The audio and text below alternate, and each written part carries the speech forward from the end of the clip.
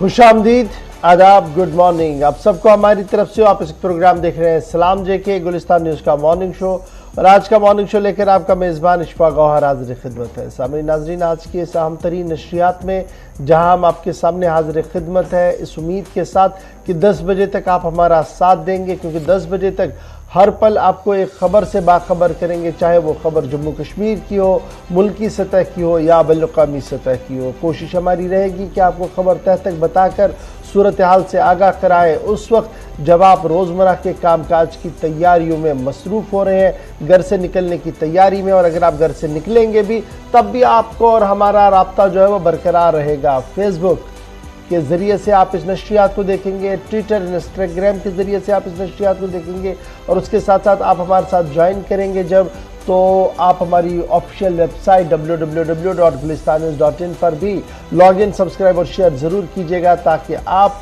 हर पल अपडेट रहे मौजूदा हालात से। तो इस उम्मीद के साथ कि 10 बजे तक आपका साथ देंगे, लेकिन ये भी आपको याद दिलाते चले कि 9:40 का वक्त होगा जब तीसरे पड़ाव पर हम आएंगे, तो बात आपकी होगी, यानी हमारी फ़ोन लाइन्स खुलेंगी। लाइव ट्रांसमिशन चल रहा है, तो आप बात कीजिएगा, अपने मसाइल उठाइएगा, हुकूमत तक पहुँचाने की भरपूर कोशिश भी कीजिएगा। फिलहाल बढ़ते हैं जी आगे खबरों के सफ़र में, लेकिन ज़रा आज माजी की याद को भी फ़िलहाल ताज़ा कर देते हैं और आपको बताते हैं कि माजी के अंदर आज के दिन क्या कुछ तवारीखी पस मंज़र में अहम तरीन वाक़ात आपके सामने लेकर आ रहे हैं। आसिफ रशीद, बहुत शुक्रिया आसिफ।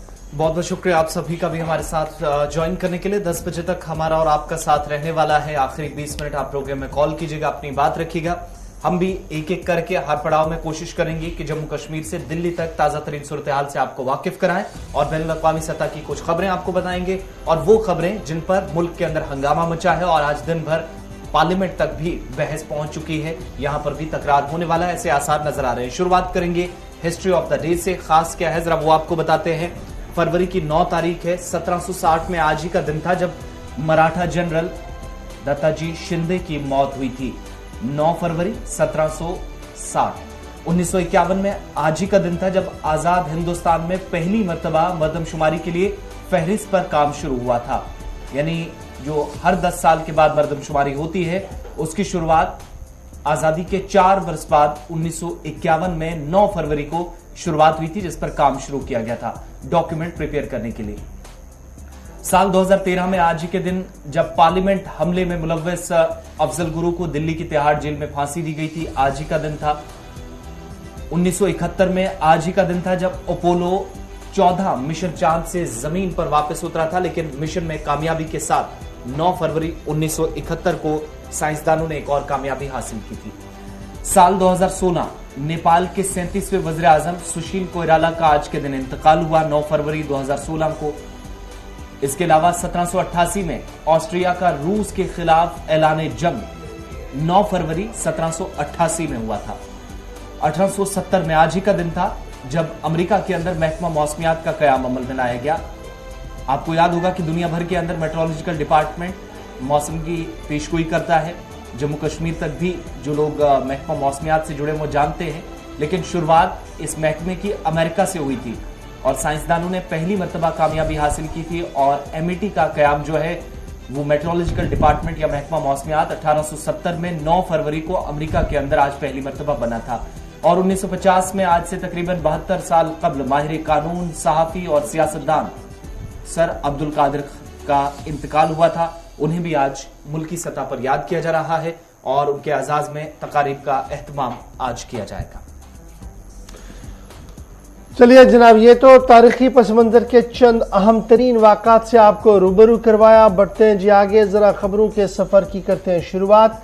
और खबरों के सफर में आज सबसे पहले उन इलाकों की बात करते हैं जो डोडा किश्तवाड़ की खबर आप लगातार पिछले कई हफ्तों से सुन रहे थे, और कम से कम 21 दिन के वक्फे के बाद अब एक अच्छी खबर वहां से आई है। और खबर यह है कि 21 दिन के लगातार एहतजाज, भूख हड़ताल के बाद अब डीडीसी चेयरपर्सन ने धरना को ख़त्म कर दिया है। किश्तवाड़ डीडीसी जो पिछले 21 दिन से लगातार एहतजाज पर किश्तवाड़ के अंदर थी, पावर प्रोजेक्ट के मेन सहन के बाहर एहतजाज चल रहा था और लगातार वो इस बात की मांग कर रही थी कि इस प्रोजेक्ट से बुनियादी तौर पर जो किश्तवाड़ की आवाम है उन्हें फ़ायदा मिलना चाहिए और एहतजाज पर थी।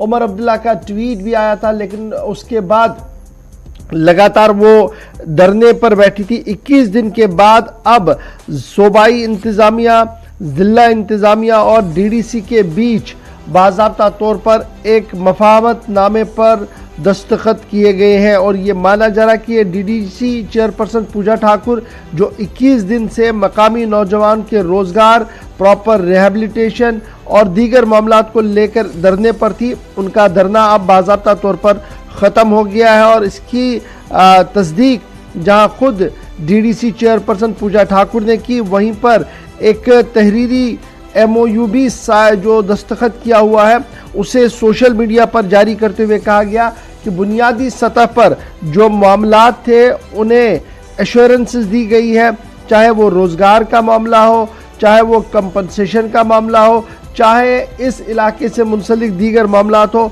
उस पर जो सरकार की तरफ से यकीन दहानी कराई गई है, उसके बाद ही इस एहतजाज को ख़त्म करने का ऐलान डीडीसी चेयरपर्सन पूजा ठाकुर की तरफ से किया गया है। सीधे चलेंगे किश्तवाड़, जहां से हमारे साथ फोन लाइन पर इस वक्त ज्वाइन किए हुई हैं पूजा ठाकुर। बहुत शुक्रिया मैडम ज्वाइन करने के लिए हमारे इस मॉर्निंग शो में। लगातार आपसे हम गुफ्तगू करते रहे जब आप धरने पर थी, ठंड कड़ाके की थी, लेकिन उसके बावजूद भी बड़े मोहतात अंदाज में आप वहां पर बैठी हुई थी, लगातार धरना प्रदर्शन कर रही थी। अब फाइनली एक MOU हमारे हाथ लगा है जिसमें यह कहा गया कि पूजा ठाकुर जो डीडीसी चेयरपर्सन है, डिस्ट्रिक्ट और प्रोविंशियल एडमिनिस्ट्रेशन जो है, सब ने मिलकर यह फैसला लिया कि जो बुनियादी मसाइल है उनको हल किया जाएगा। किस हद तक आप मुतमईन हैं जो कुछ हुआ है?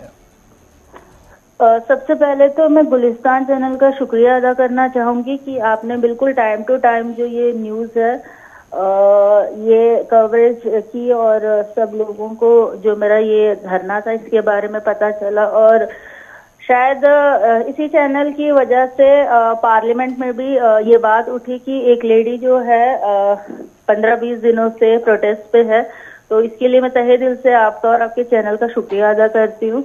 और कल का जो हमारा प्रोटेस्ट कॉल ऑफ करने का था डिस्ट्रिक्ट एडमिनिस्ट्रेशन की तरफ से, ये चौथा ड्राफ्ट था जो कल हमें मिला। 3 ड्राफ्ट जो इससे पहले हमें दिए गए थे वो हमने मंजूर नहीं किए क्योंकि उसमें कुछ मुझे लगा कि वैसा कुछ नहीं था जिसके लिए हम प्रोटेस्ट जो कॉल ऑफ कर पाते जी। तो इसमें इस ड्राफ्ट में एक तो जो सबसे बड़ा मेरा मुद्दा था MOU का, कि मैं कम से कम हमें ये पता चले कि MOU में है क्या।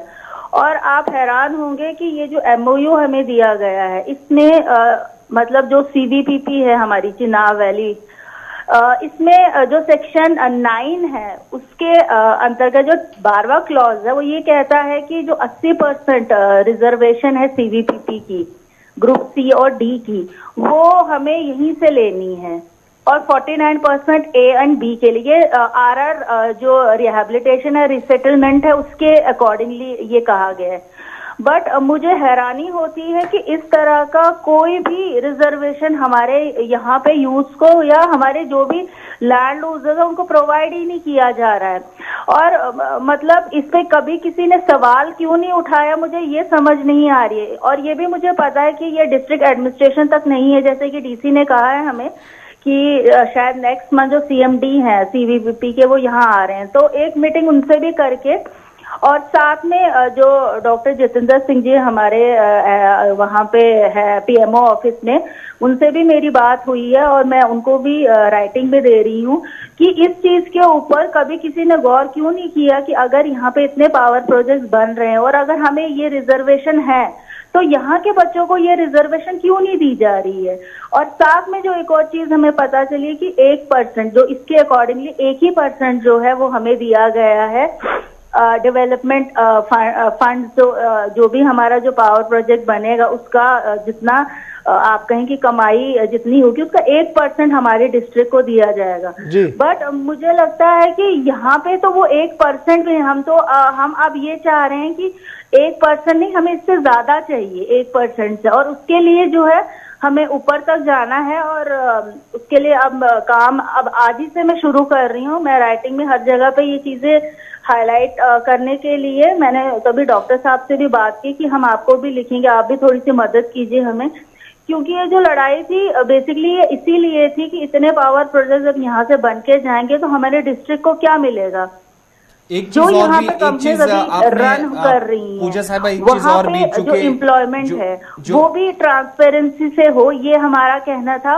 और जो 15 दिन हमें ये दिए गए हैं कि क्वार्टरली बेसिस पे यहाँ पे जो है एम्प्लॉयमेंट की जो रिक्रूटमेंट्स हैं वो निकाली जाएंगी और फिर एक कमेटी फ्रेम की गई है जिसमें कि इंटरव्यूज, मतलब आप कहें कि फेयरली एक सिलेक्शन का जो है वो रहेगा जी। जो कि लेकिन ये बड़ा दिलचस्प है, जैसे आपने मैडम खुद कहा कि जनाब MOU आज तक किसी के हाथ नहीं दिया गया था, सरकार और कंपनी भी जो MOU हुआ था वो फाइल तक ही था, लेकिन अब जब वो खुलना शुरू हुआ तो पता लग रहा है कि वाकईतन अगर ये पावर प्रोजेक्ट बने हैं तो इसका फायदा आवाम को मिलना चाहिए था, जो नहीं मिला है। जो प्रॉफिट में से 1% डिस्ट्रिक्ट को मिलना था वो भी नहीं मिला है। क्या और भी कुछ ऐसी चीजें हैं जो आपको लगी इस मीटिंग के इन 12 दिनों के दौरान कि देखिए ये तो हमारे साथ नाइंसाफी हुई है और इस नाइंसाफी के पीछे क्या कुछ आपको दिख रहा है? क्या ये पॉलिटिकल क्लास है जो इसको इम्प्लीमेंट नहीं होने दे रहा था, या कुछ और भी आपको नजर आ रहा है कि चलिए बन रहा है तो बनने दीजिए? देखिए इसमें मैंने जो ये MOU है ये हमारे जो लीगल एडवाइजर है हमने उनको दिया हुआ है कि आप स्टडी करें और हमें ये बताएं कि इसमें और ऐसी क्या क्या बातें हैं जो पब्लिक को पता ही नहीं है और जो हमारे फायदे के लिए हैं, तो वो हमें जैसे ही बताते हैं। क्योंकि ये वाला जो क्लॉज है ये मैंने खुद पढ़ा और मैं इतनी हैरान और परेशान हो गई इस क्लॉज को पढ़ के कि CVPP में आज तक जो है किश्तवाड़ डिस्ट्रिक्ट का तो कोई बच्चा ही नहीं है। इवन की इंजीनियरिंग की जो इन्होंने पोस्टें निकाली थी, 50 पोस्टें निकाली थी CVPP, उस पर भी कोर्ट स्टे है क्योंकि यहाँ के बच्चों के लिए कुछ रखा ही नहीं था उन्होंने। तो इसीलिए यहीं के जो लैंड लूजर्स है उन्होंने उनपे स्टे कर दिया और वो अभी तक जो है स्टे पे ही है वो पोस्ट है। तो ये चीजें जब हमें दी गई है तो मुझे नहीं समझ आ रही कि CVPP को क्या प्रॉब्लम है यहाँ के जो बच्चे हैं इनको रिक्रूट करने में। और इसकी असली जंग हमें इसी की लड़नी है जो एक हमें जो डेवलपमेंट फंड दिया गया, चाहे वो हमें डेवलपमेंट के लिए इस्तेमाल करें या हमें बिजली ही फ्री में दें, तो उस चीज के लिए हमें अब लड़ाई शुरू करनी है और अपनी एम्प्लॉयमेंट के लिए। और इसके लिए ऑब्वियसली हम थोड़ा अपनी काउंसिल से बात करेंगे, एक रेजोल्यूशन भी पास करवा रहे हैं और उसको प्रधानमंत्री जी से भी हम बात करेंगे क्योंकि ऑब्वियसली जब हम जतिंदर सिंह जी से बात कर ही रहे हैं तो वो बात तो प्राइम मिनिस्टर तक पहुंचेगी ही। तो इसमें हम थोड़ा कुछ देखेंगे कि हमारे डिस्ट्रिक्ट को क्यों ऐसे नजरअंदाज कर दिया गया। पूजा साहिबा, एक चीज और भी आपकी तरफ से जो चार्टर ऑफ डिमांड्स रखा गया था उसमें हमने देखा था कि जो जमीन ली गई है प्रोजेक्ट के लिए उसने आपकी तरफ से लिखा गया था कि मार्केट रेट्स पर उन्हें मुआवजा दिया जाना चाहिए। एक तो वो कहीं मेंशन नहीं है इस MOU में जो हम देख पा रहे हैं। दूसरा जो जॉब्स का मामला है वो पलमार और दक्षिण को प्रायोरिटी बेसिस पे, तो क्या ये मुतालबा भी कहीं अभी तो नजर कुछ नहीं आ रहा है इसमें इस तरीके से? और अगर प्रोजेक्ट कंप्लीट होता है, एम्प्लॉयमेंट लोकल्स को दी जाती है, तो प्रोजेक्ट कंप्लीट होने के बाद क्या उन्हें निकाल दिया जाएगा? देखिए मैं आपको एक चीज बता देना चाहती हूँ। जो MOU में आपने कहा कि लैंड का कोई जिक्र ही नहीं है, तो ये बिल्कुल सही है। इसमें कुछ लैंड का है नहीं, रेट्स का।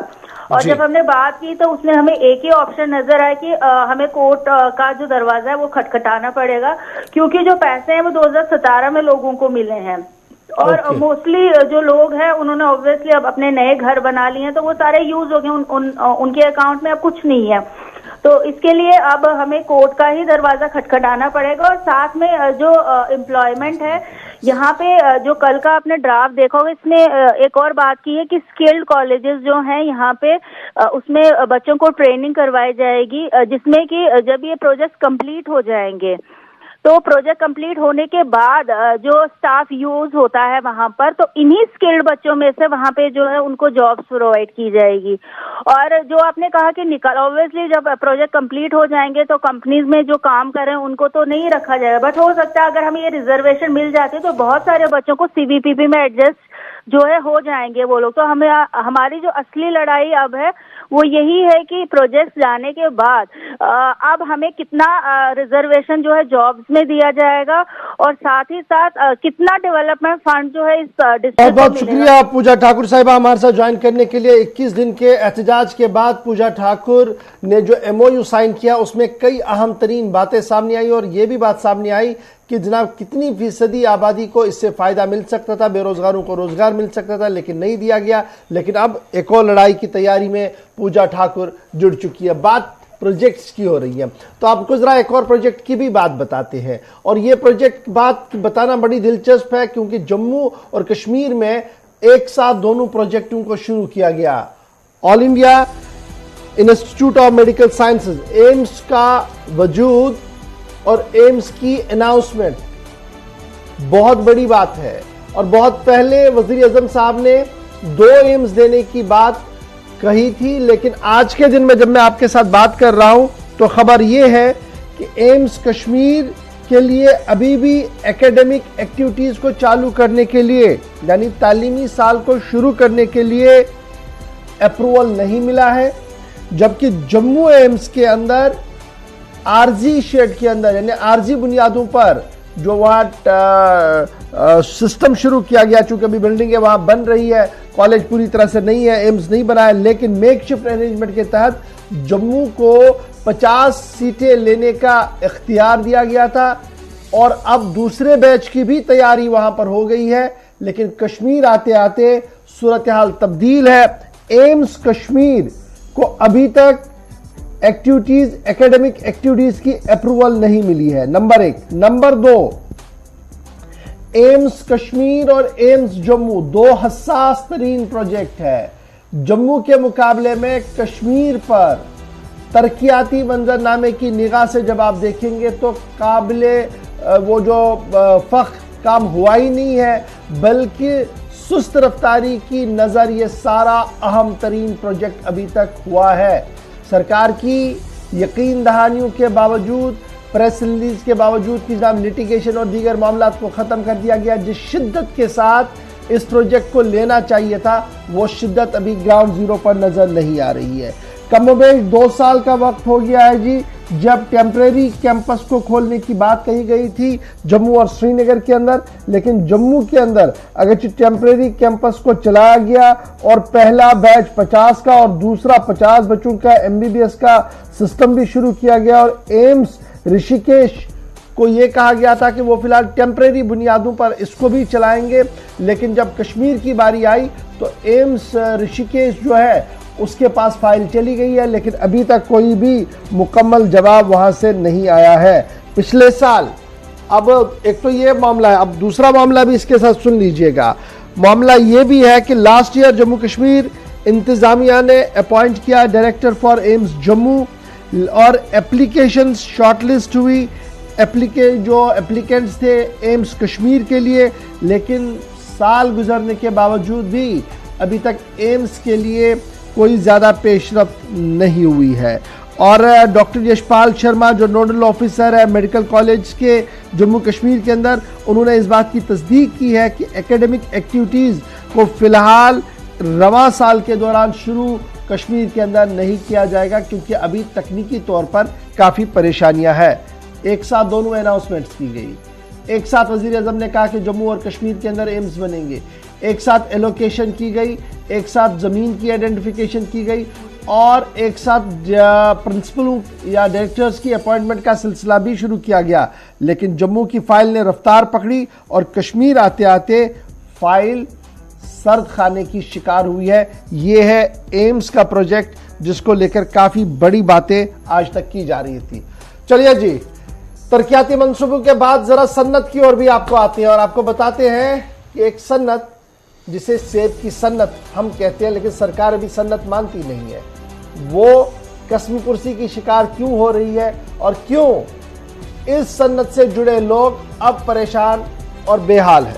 बिल्कुल, कश्मीरी ताजरों के लिए आज के वक्त में भी कोई राहत नहीं है। मुसलसल इकदामात और दावों के बीच इस वक्त सेब की मार्केट कैसे डाउन हो रही है उसका बराह रास्त असर हजारों खानदानों पर पड़ रहा है, ताजरों पर पड़ रहा है। ये नॉर्थ टू साउथ आप मुसलसल देख रहे हैं। आज के वक्त में भी आप देखेंगे तो ताजिर जो हमारे साथ बात कर रहे हैं ये बता रहे हैं कि इस वक्त जैसे मार्केट्स के अंदर रेट काफी कम है, नर्ख बिल्कुल भी सही नहीं है, और स्टोरेज के अंदर सेब रखने के चार्जेस बहुत ज्यादा हैं, जिससे उन पर इजाफी बोझ पड़ रहा है। नंबर 1 पहला मसला इस वक्त जो सेब कारोबारी हैं उनके लिए है। दूसरी बात, फ्रूट ग्रोवर्स मानते हैं कि कश्मीरी एप्पल जो 40% पिछले साल जो माल बिकता था उससे 40% कम रेट पर इस वक्त भारत की बाकी मंडियों में या मार्केट में बिक रहा है, जो उनके लिए सबसे बड़ी परेशानी का सबब है। यानी यहां भी वो इस वक्त मुतासिर हुए हैं। तीसरी परेशानी यह है कि जो डिलीशियस एप्पल है 17 किलोग्राम के आसपास जो पेटी रहती है 2000 से 2300 के आसपास ये पिछले साल बिकती रही है पिछले सीजन में, लेकिन इस साल फ्रूट ग्रोवर्स की माने तो 1500 से नीचे इसके रेट्स आए हैं, जिसका मतलब ये कि 700-800 रुपए आप यहां से भी नुकसान उठा रहे हैं। यहां तीसरा ऐसा पॉइंट जिस पर इस वक्त जो कश्मीरी इस सनत से वाबस्ता कश्मीरी ताजिर हैं वो परेशानी के से दो चार हैं।